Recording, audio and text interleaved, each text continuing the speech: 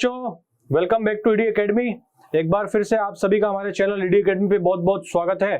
और अपना चैप्टर चल रहा है मेटल एंड नॉन मेटल्स। ठीक है, फर्स्ट वाले लेक्चर में, इसके जस्ट वाले प्रीवियस लेक्चर में अपन ने देखा था मेटल्स और नॉन मेटल्स के बीच में डिफरेंस देखे थे, उनकी कुछ फिजिकल प्रॉपर्टीज देखी थी कि बाहर से देखने के बाद में वो मैं कैसे लगते हैं या फिर कुछ कुछ क्या क्या चेंजेस शो करते हैं अगर अपन उनकी फिजिकली कुछ चेंज करें तो उनके साथ में। ठीक है, अब बात आती है केमिकल प्रॉपर्टीज की, मतलब हमारे मेटल्स और नॉन मेटल्स। इसके बाद वाले लेक्चर में हम देखेंगे नॉन मेटल्स की, आज हम देखेंगे मेटल्स की कि मेटल्स जो है हमारे कौन कौन से केमिकल रिएक्शंस शो करते हैं, किस किस सब्सटेंस के साथ में रिएक्ट करते हैं और क्या क्या बना लेते हैं। ठीक है, तो चलो बच्चों शुरू करते हैं। सबसे पहले देखते हैं अपन किस किस के साथ में अपने को रिएक्शन देखनी है। लिखा है कि अपने को केमिकल प्रॉपर्टीज मेटल्स के साथ में 4 लोगों की देखनी है भैया।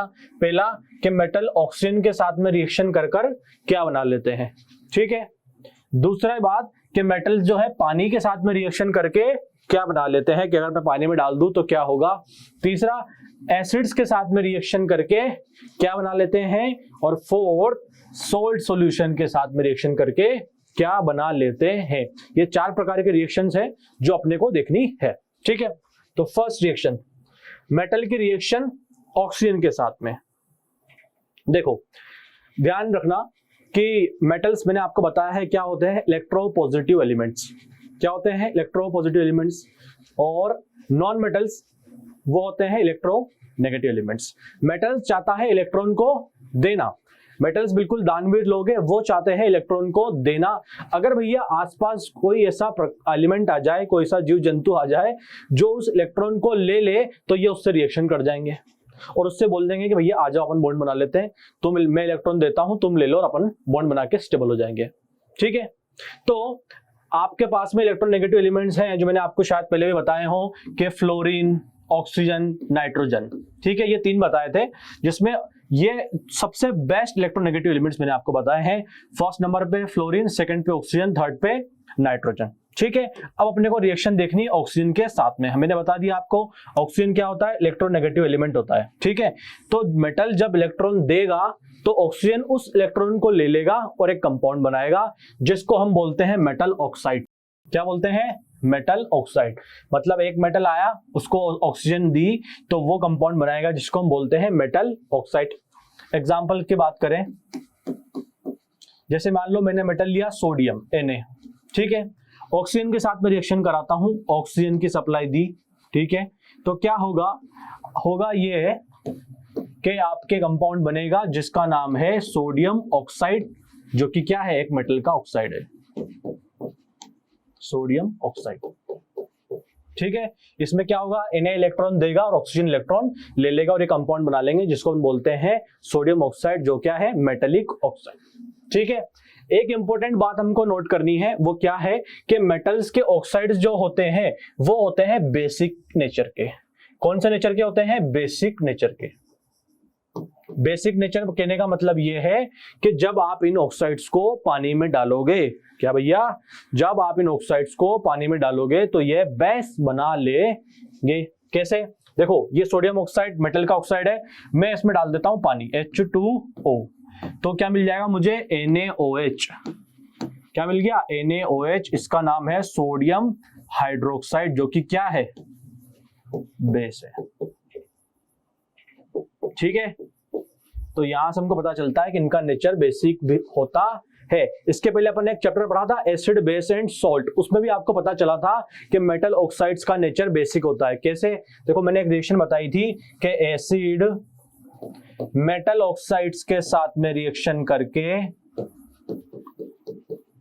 बनाते हैं सॉल्ट प्लस वाटर। ठीक है, और आप लोगों को अच्छे से पता है सॉल्ट प्लस वाटर बनता है ऐसी रिएक्शंस में जहां पे एसिड और बेस की रिएक्शन कराई जाती है। तो एसिड तो यहां पे दिख रहा है, बेस का काम किसने किया? मेटल ऑक्साइड ने। तो यहां से भी प्रूव होता है कि मेटल ऑक्साइड का नेचर कौन सा होता है? बेसिक नेचर होता है, और वो बेस बना लेते हैं। ठीक है, तो ये आपकी जनरल रिएक्शन है, आपको याद रखनी है कि मेटल जब ऑक्सीजन के साथ में रिएक्शन करते हैं तो मेटलिक ऑक्साइड बना लेते हैं। ठीक है, ठीक है बच्चों, तो आगे देखते हैं अपन। अब देखो मैंने आपको बताया था रिएक्टिविटी सीरीज। ठीक है, फर्स्ट चैप्टर में एक रिएक्टिविटी सीरीज बताई थी जो आप सभी को याद भी होगी। ठीक है, उसकी ट्रिक भी मैंने बताई थी, अपन वापस से लिख लेते हैं। क्या थी? केदार नात का माली आलू जरा फीका पकाता है। ठीक है, इसमें अगर आप नीचे जाएंगे तो आपको बहुत अच्छे से पता है कि हम जब नीचे जाते हैं तो रिएक्टिविटी जो है मेटल्स की क्या होती है, डिक्रीजेस। क्या होती है, डिक्रीजेस।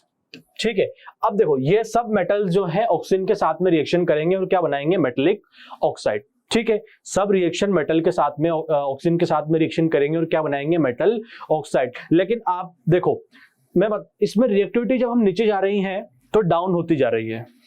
क्यों, आपको शायद पता हो, जैसे हर मेटल चाहता है इलेक्ट्रॉन को देना, हर मेटल क्या चाहता है, इलेक्ट्रॉन को देना, लेकिन कुछ मेटल तो है फटाफट से इलेक्ट्रॉन लूज कर देते हैं, कुछ मेटल आनाकानी करते हैं, कुछ मेटल ज्यादा नाटक करते हैं। ठीक है, तो एक मेटल कितने फास्ट इलेक्ट्रॉन को दे रहा है वो उसकी अच्छी से अच्छी मेटल कहलाएगा, मतलब यह अच्छी से अच्छी उसकी रिएक्टिविटी कहलाती है। तो ये ऊपर के जो मेटल हैं ये फटाफट से इलेक्ट्रॉन को लूज कर देते हैं, इसलिए हम बोलते हैं इनकी रिएक्टिविटी ज्यादा है। नीचे वाले मेटल भी इलेक्ट्रॉन को लूज करेंगे क्योंकि मेटल का काम ही इलेक्ट्रॉन को लूज करना है, लेकिन ये थोड़ा देर से समय लगा के या फिर हमको बाहर से कुछ हीट वगैरह देके हम करेंगे तो लूज करेंगे। तो इसलिए हम बोल देंगे कि इन मेटल्स की रिएक्टिविटी क्या है, थोड़ी सी कम है।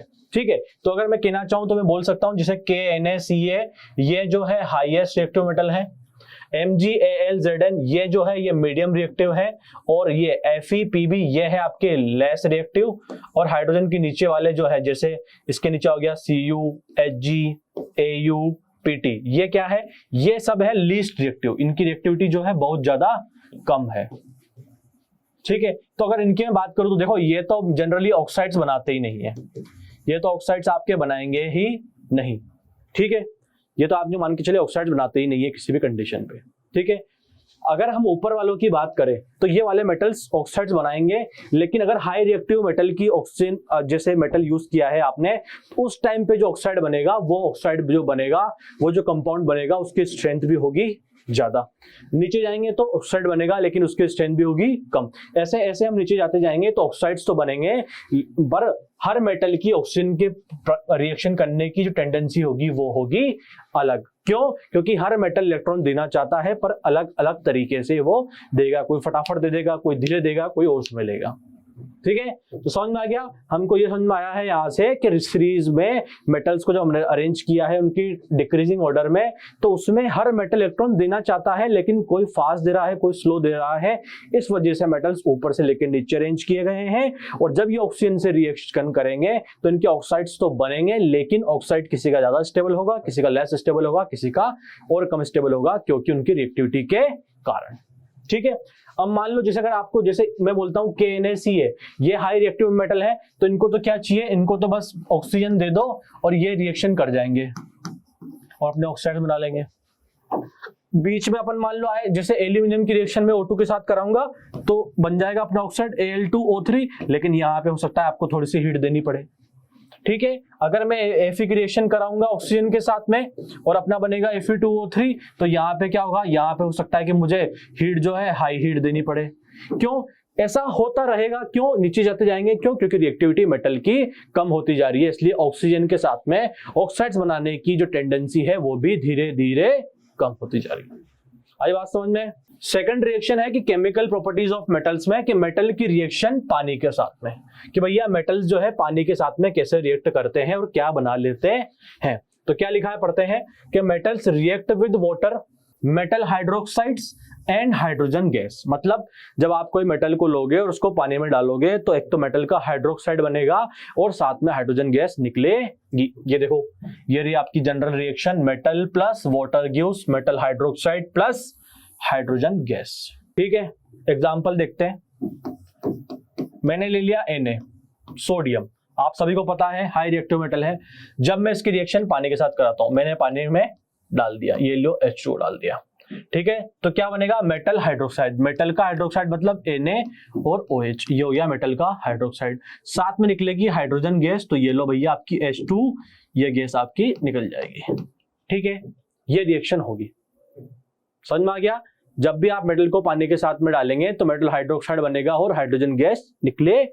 ठीक है। देखो ये वाली रिएक्शन में इंपॉर्टेंट बात है कुछ क्या, कि फर्स्ट ऑफ ऑल ये रिएक्शन जो होती है बहुत ज्यादा एक्सोथर्मिक होती है, ठीक है। दूसरी बात, यहाँ पे सोडियम मेटल जो है आपका उसमें आग लग जाती है। और तीसरी बात, यहाँ पे आपको साउंड और हीट देखने को मिलेगी। येलो फ्लेम के साथ में आपको सोडियम जलता हुआ भी दिखेगा विद येलो फ्लेम। कैसे, देखो मैं बताता हूं। आपने एक मान लो एक कंटेनर ले लिया, ठीक है, जिसमें डला हुआ है पानी, ठीक है, ये भैया पानी है, ठीक है। आप मस्तिष्क आदमी है, आपने इसमें डाल दिया सोडियम के 2-3 पीस, ठीक है।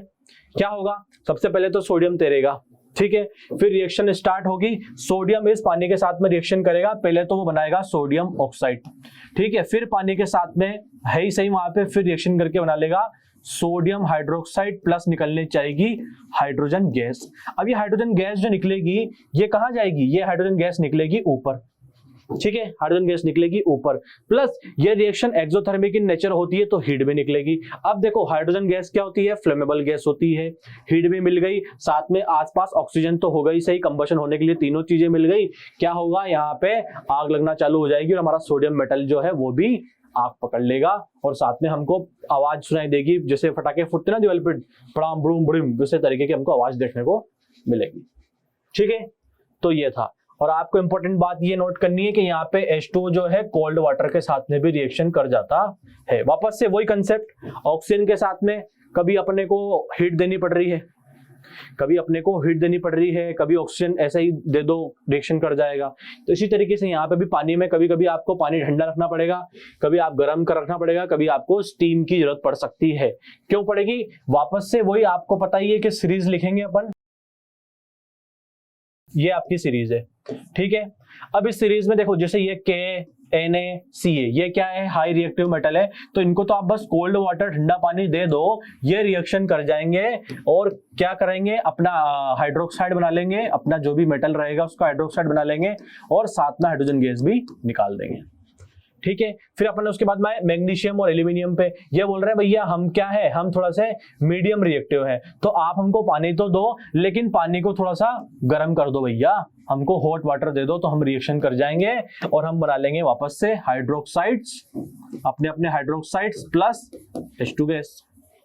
और नीचे आएंगे तो जिंक और ये आयरन जो है ये बोलेंगे कि भैया हमारी रिएक्टिविटी थोड़ी और कम है, तो आप एक काम करो, पानी को जो जिंक के केस में तो पानी को आप किस में कन्वर्ट करना पड़ेगा, स्टीम में, और आपका बन जाएगा हाइड्रोक्साइड प्लस H2 गैस। लेकिन आयरन का केस स्पेशल केस है, अपने को ये याद रखना है कि आयरन के केस में आपको आयरन को भी हीट करना पड़ेगा, कब तक, जब तक कि वो रेड हॉट ना हो जाए। याद रखना, आयरन को भी हीट करना पड़ेगा, साथ में पानी को स्टीम तक ले जाना पड़ेगा, तब जाके रिएक्शन होगी और हाइड्रोक्साइड बनेंगे और H2 गैस निकलेगी, ठीक है। ये वाला केस अपने को याद रखना है आयरन वाला।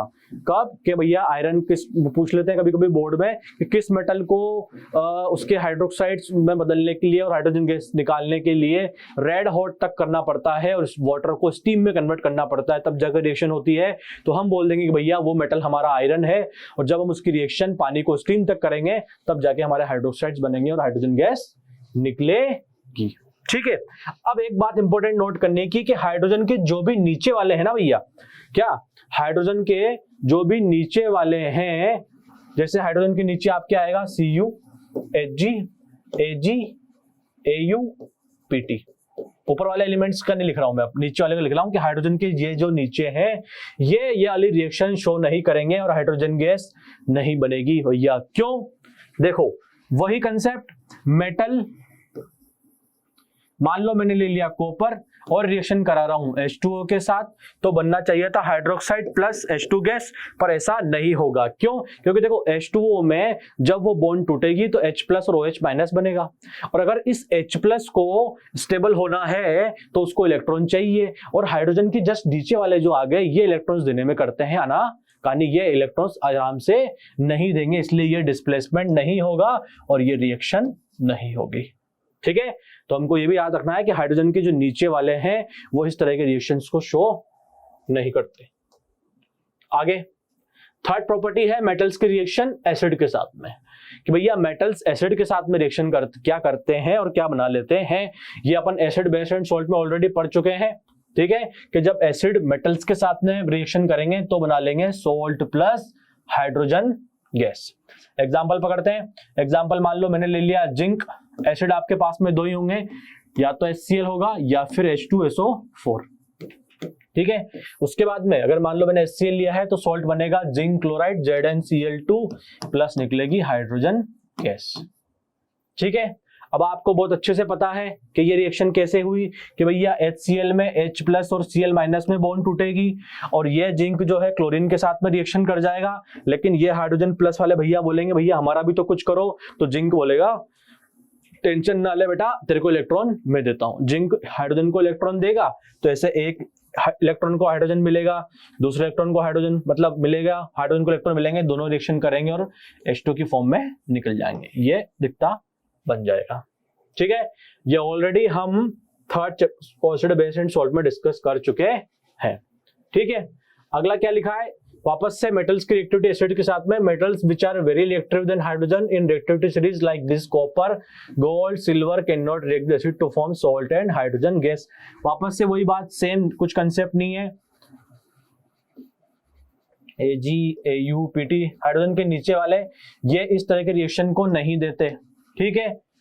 क्यों नहीं देते, अब आप ऑलरेडी समझ चुके हैं कि सर ये रिएक्शन इसलिए नहीं करते हैं क्योंकि अगर एसिड को रिएक्शन करनी है, हाइड्रोजन गैस को निकालनी है, तो एसिड में से एक H+ आयन जो निकलेगा उसको इलेक्ट्रॉन चाहिएगा और उसको इलेक्ट्रॉन देने वाले ये लोग नहीं देना चाहेंगे, और ये इलेक्ट्रॉन नहीं देना चाहेंगे तो हाइड्रोजन गैस नहीं निकलेगी, तो ये रिएक्शन नहीं होगी, ठीक है।